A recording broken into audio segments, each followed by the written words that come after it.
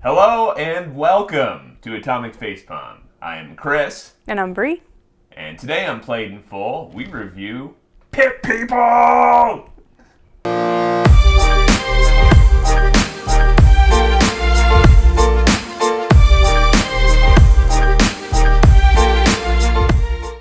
Well, I guess it's mostly played in somewhat, because this is an early access game, as it turns out. So this is not indeed with keeping with our segment name. However, we will review it based off what we have played in early access. We've both played it to completion, which doesn't take too long if you're going through the story mode. In early access, I have put a lot of hours into it, something like 13 for me. Yeah. And you've played it quite a bit too. Yeah. So, Bree, thoughts on early access Pit People? Well, it's good. I definitely want to say, again, stress it's early access. So the few you get into it and the few quests that you have, the story-based quests are very few. And that's the part I like the most, And when you get to the end of it, they're kind of like, I bet you wish there was more story. And I really do. I think the story was the strong part of it. Maybe talk a little bit about Behemoth, the Behemoth. All their games are really funny.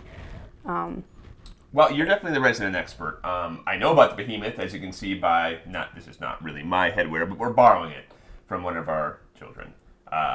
So I kind of know about Behemoth through some of the stuff we have and through some of the games your kids played, which was Castle Crashers, Battle Block Theater, and then there's another game that they did, I can never remember the name of. I think it's like Alien Hominid, which That's I don't probably it. think we've played much of. Castle Crashers we've played, 3 or 4 times. I've seen it. Like I know it when I see it. Yeah. And game. It looks awesome. No, that game is great. It's so great. And then Battle Block Theater was their follow-up. It's more of a platformer. That one, I didn't like the gameplay so much in that one, but the story is so funny. Like, you're just listening to the story is like the entertaining part of it. Yeah. So Behemoth, small company. I did some research on it. So I knew that they made casual games, although I don't know even if this would fall into casual. But they make games that are very sort of simple but cool, inspiring art. They have a really, I would say, famous narrator at this point who does all the games. Maybe not Alien Hominid. I don't know if I don't remember so much in Castle Crashers. That's not the biggest he was part in of the it. Game. I don't know if he did like a much, but I know I went back and you can see he goes back to the beginning. It's much more apparent in Battle Block Theater. That's the main thing is his voice, carrying you into the story and through it. Castle Crashers, what I remember is just playing that game forever and ever, just grinding it out. But he's great. And the thing is, when we play early access and Pit People, you want more of him. Like he was in Battle Block Theater, the other ones. And I guess before we go forward, elaborating more on the Behemoth, we actually have seen her booth a few times when we went to PAX. As far as I can tell, it's, again, very small studio. Takes them a while to release games, which, honestly, I'm okay with. It's not like they're Valve, and they take 8 years and come out with nothing. But it's usually about a 4-year turnaround, I think, 4 or 5 years, fine. which is... Nothing wrong with that. They're very, in-depth, a certain style games. Yeah. But each game has been different. So Castle Crashers was kind of this group, you've got swords and upgrading your guys a little bit more like a RPG light. And then Battle Block Theater was a platformer, and then this one is kind of strategy light game. Yeah. Turn-based strategy light. It's deep as far as when you eventually get into it. There's a lot of strategy, but it's like insanely easy to pick up.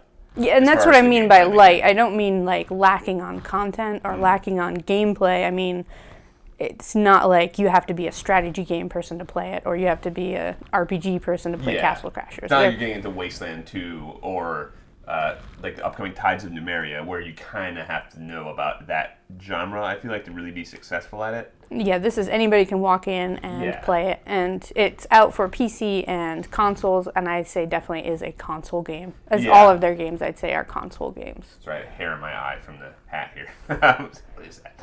Yeah, I played it pretty much exclusively with the gamepad on the PC because we just have access to it on the PC. So I wanted it on the console. We don't have an Xbox One. I'm hoping it comes out in PlayStation 4 that has not been announced yet. Right now, early access, whatever early access on Xbox, it's like, I don't remember what they call it, but you can get it there too. I tried using the controls for a PC just to kind of provide input and clarity on what that entails. It felt clunky to me. Yeah, no, it worked fine on with the mouse, but it definitely is a controller game. As soon as I held the controller, I was like, oh, and I wouldn't go back to the mouse. Yeah, because like basically, since it's turn-based, you plan out all your guys and where they go, and you press a button for like a few seconds, and it indicates you're done. It feels a little weird when pressing spacebar or something. It just doesn't feel like it should be on a PC necessarily. It works fine. The game is totally playable. If you don't have a console, I mean, it's still a great game. But the menu and the interface, very console heavy. As far as when you get into your little guys, you can select all the gear they have, which is a lot. Yeah, so many items. Not so great. Yeah. The menu in general, I had a little bit of a hard time with. And again, it's early access, so I don't know if there's going to be some tweaks there to the player menu, because you get your party of 6, and then you gear them up how you want to, and then you fight them in little turn-based strategy, kind of 6v6 most of the time-ish. Yeah. So yeah, in that menu, trying to gear up my guys, and they get, helmets and this and that. It's like you're into the menu and then back out, and then I'm not sure which guy I'm selecting. Like, I always was, I don't know. That would be my one complaint, is kind of that menu. Yeah. It was a little confusing, and it wasn't clear what I should do. Yeah, the tutorial, there's really not a tutorial. You play through some beginner missions, and they teach you the basic mechanics, which is you start off in a battle, you've got your team, you have their team. Certain members of your team have like hexes of movement, so you can go 2, 3, 4, depending on your loadout. Some characters have ranged abilities. You can have an archer. You can have a medium range guy who throws axes or whatever the thing might be and stuns them. You have your tanks. So basically, it's an RPG, a turn-based one, but it's so watered down. So what I got confused with was when I first started playing, there's a menu, and in the menu you can have like your short sword, long sword, mace, broadsword, whatever. And then you have like a bazillion different variations. It's like, you could have like a cupcake in one hand and a candy cane in the other, or an actual broadsword, like a chainsaw, just completely nonsensical stuff. Yeah, like a hot dog and a marker and an alligator. Which is loads of fun. I love that. No, it's so fun. But I didn't realize that most of those are just cosmetic. Yeah. With the exception of a few. That will have like a little icon that changes them just a little bit.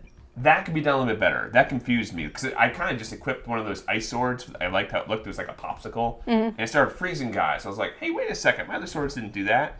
And so when you go into the menu, you can kind of see if you pay attention on the bottom. I wish that was easier, just kind of tell you what the differences are, because you get so much loot in this game. You are. You come back from battle, and you usually have like 6 new swords or armor or whatever. And then you've got 6 guys that you're managing, and some of them can wear items, some of them can't. So yeah, that whole section, it's really cool. I love having all that gear and making my guys look completely different than your guys, but understanding what they do and how they do it and selecting them and then popping back out, it's just not a very streamlined menu.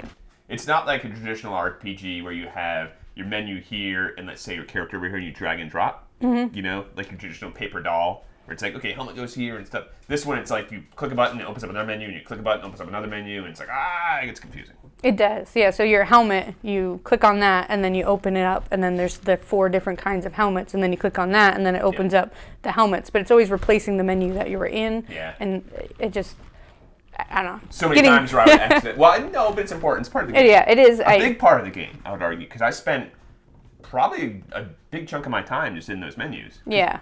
Because you want to customize your guy. You do. And I can't say that, I got into it, and if I was playing the game often, I'd get it down better, but it's not going to be like, I want to jump back in it and just master those menus again. They're just... No. But a lot of the fun for me came out of, again, making them look completely different and nonsensical.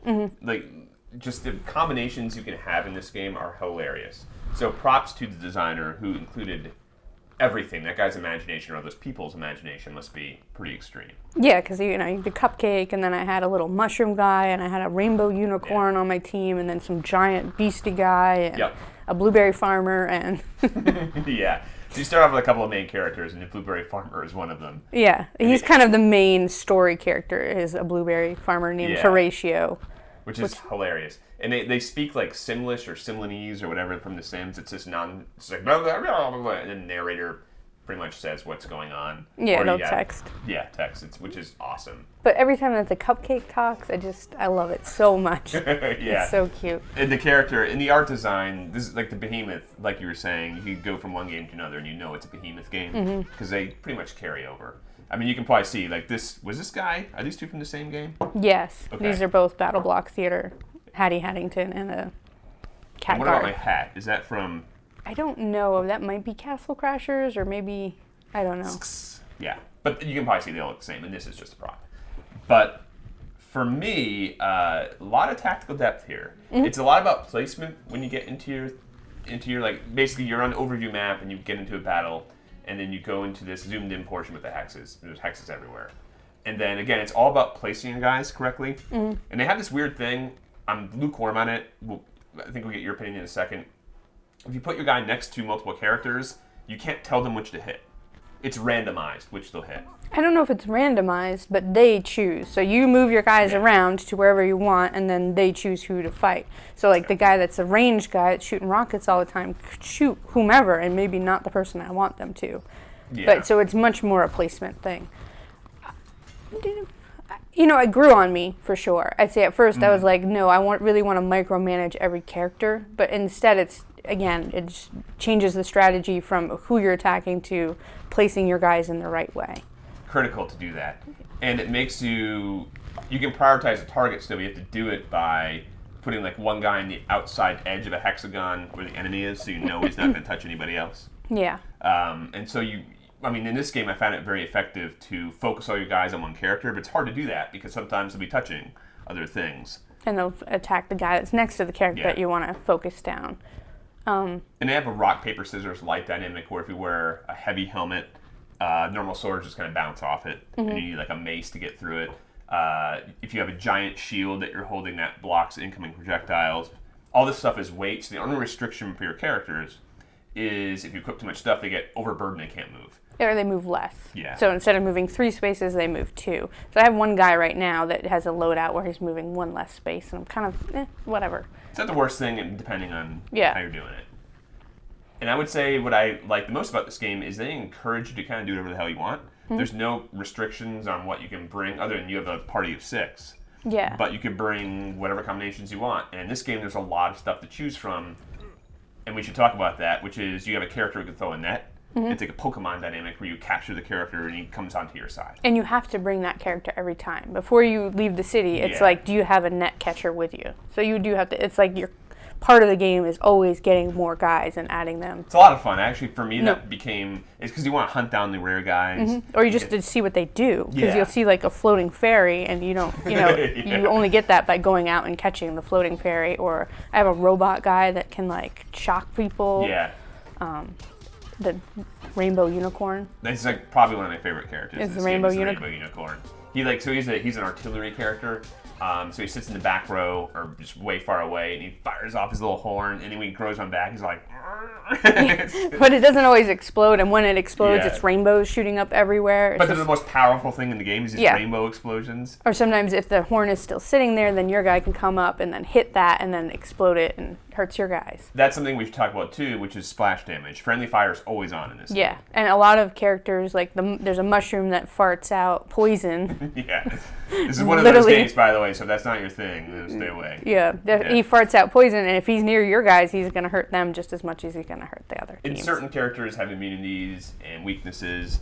One of my favorite characters is the hair troll, and they have like a whole bunch of different hair trolls. They're vulnerable to fire, but they're like very resistant to cold. So there's a lot of that, this beats that and that beats this type of thing. But it makes it fun. And you can have 6 archers on your team if you wanted to. You could have nothing but, the farty mushroom guys. And that's totally fine. And I like that. They're just like, do whatever. See what works, see what doesn't. And I think it can be as fiddly and micromanaged as you want, or you can kind of just do whatever, and it's not very hard. I'd say that I didn't die too often in this game. I didn't die until I got to around the 10-hour mark. I don't know if it scales to your level. It felt like Darkest Dungeon. I don't know why I compare everything to that game. Apparently that's like what I compare everything to. But it's like the more levels I got, the harder for me it was. Okay. So I'm on like level 40 with a lot of my guys, and that's pretty high. I would say it took me almost 13 hours to get there. Level like early 30s, 40, and it's kind of tough now. Like I'm getting my butt kicked sometimes. That's good. I would like it to be just a little teeny bit. Right now it's fun because I'm in that learning stage and it hasn't been too hard on me, and I can just try out the different characters, capture a robot, take him out, and just see what he does, and it doesn't hurt me too bad. Yeah, because there were some battles, like I had the same experience in the beginning where I was kind of just rolling people, and it got to some point where now if I fight even 3 guys, it's like I'm going to lose somebody. Which in this game is hilarious how they just don't care if anybody dies. There's no penalty whatsoever. It's like the opposite of a rogue-like. So it's like if your guy dies, just back to base and get him back. No big deal. It just pops up on the screen and it's just like, no big deal. Yeah, and it's really referential and funny, the little quotes that they have. There's like, good, just go back and get him, it's fine. He'll be back. So the only real penalty for dying is you can lose some of your loot. That's pretty much it. Yeah. Or not complete a quest. But then you can just go back and try it again, right? You can, but you have to find it. So it's a big overworld map. Yes. And the way it works is the little like space teddy bear guy who crashes in the planet and creates turn-based time in like real time. They actually explain that. They're like, everything was fine. Now we experience the whole thing in turns. It's like how they describe the turns. And then he takes like your home base and picks it up and moves it to another part in the map. That happens quite a bit. Yeah, so everything around you is changing, and it's kind of like that fog of war thing, so you don't really know what you're going towards, and there's never anywhere you can pop up an overworld map. So you can actually poop. There's a button dedicated to that. You leave a trail of poop to find your way back to your home base, which I didn't really need to, as long as you're kind of paying attention to where you're going. But if you really wanted to go out and explore hard, you just leave a trail. Leave a trail of crap. It's like Minecraft with torches, but instead it's poops. It took us a while to figure that out, actually. We thought it was just a button that was there for fun. But then it was like, if you need a map, ? It said use the poop button, and I didn't get that. I thought it was broken. I thought the B button just wasn't in the game yet. Yeah. No, you just shit your way back to the beginning. And so, despite not having many story missions, which I really want more of, that's the best part of this game, in my opinion. Those were my, that was funny, like, they're funny, and they're really, I don't know. That's my favorite part. But there's only a couple, so I'm presumably there'll be a lot more when it comes out of early access. So what you're left with are a bunch of side quests, and there are plenty of them, like 50, 100, I don't know how many. I think, it just kind of auto-generates them almost, doesn't it? No, because if you look at the bottom of your screen, there's little like things that fills in which ones you've done. Oh, okay. But there's I couldn't even tell you how many there are. There's tons. And again, I've been at 13 hours and I've done maybe, looks like 25% of them. Okay. And there's a lot of secret stuff too. And the overlay map, so there's the levels or levers you can find. If you press them all or pull them all, apparently you get teleported to like this really special battle you can do. There's just treasure chests, and then a lot of times you'll see the monster floating around, and so again, if it's like the ferry and you want the ferry, you go fight that battle and hopefully capture the ferry. Yeah. So you're just searching for the monsters that you want to capture and bring to your side, and then just finding treasure everywhere. It's very rewarding. I mean, it's simple in that way, but man, it's kind of like Diablo or some of those other games where you just get so much loot and it's so much fun. Yeah, so it's a little bit grindy in that part of it, but it was fine. I enjoyed that. And I was peering over your shoulder as you were playing, and I was kind of amazed at how much different your stuff is. Like, I thought I've had all this time in this game, I've collected probably everything. No, not even close. No. Your stuff was totally different than mine. Huh. And so it must be just random what you get. I had one guy who had like tomato bombs or something for a while, and like a tin can hat, and... Yeah. My favorite guy is it Doge? It's like the little meme with the dog head. So he's my helmet, and I have this giant ice shield, and he has like that popsicle sword. That's awesome. He's my dude. And then the whole idea of pit people is when you're not doing the quests, you're not in the overworld, there is a giant coliseum in the middle. And it tells you right off the bat they're unfair fights.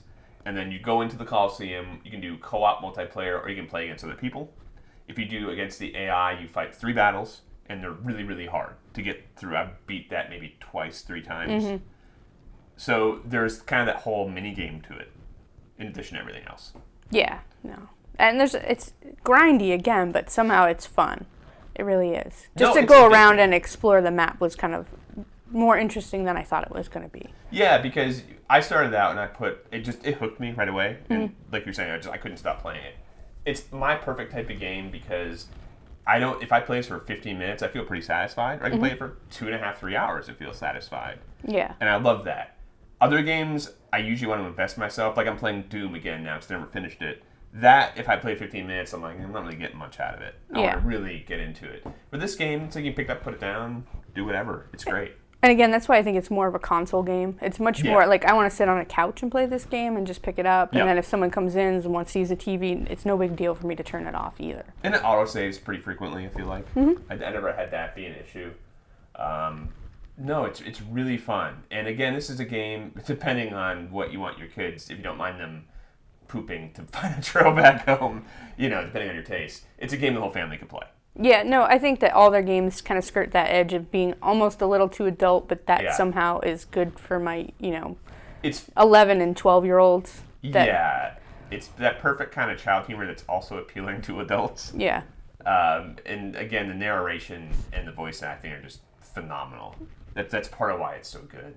And so funny. And so this game right now I think it's $14.99 for early access, and then it'll be $20 when it releases. But if you get it now, you get it later. Yeah. So it's kind of $5 off. And I think it's kind of worth it right now. I was shocked at how little it was. Yeah. Honestly.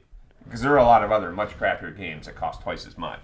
Yeah, no. And even though you're not getting a ton of story, the grindy part of it is super fun. Yeah. I didn't read how it would transition. Will it just restart you? No, that's a question I have too. And maybe I just didn't find the right answer, but that's a concern of mine. Because you don't want to restart. I don't want to restart where I am right. I would, but I'm like, man, I've kind of put so much effort into it.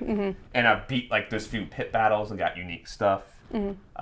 There's co-op too, like overall co-op. Really all that is you plug in another controller and they just produce like twice the amount of bad guys and you can both play alongside of each other. I will say that gets really cluttered and cumbersome. Like, I played a few co-op games, and that was a little tough.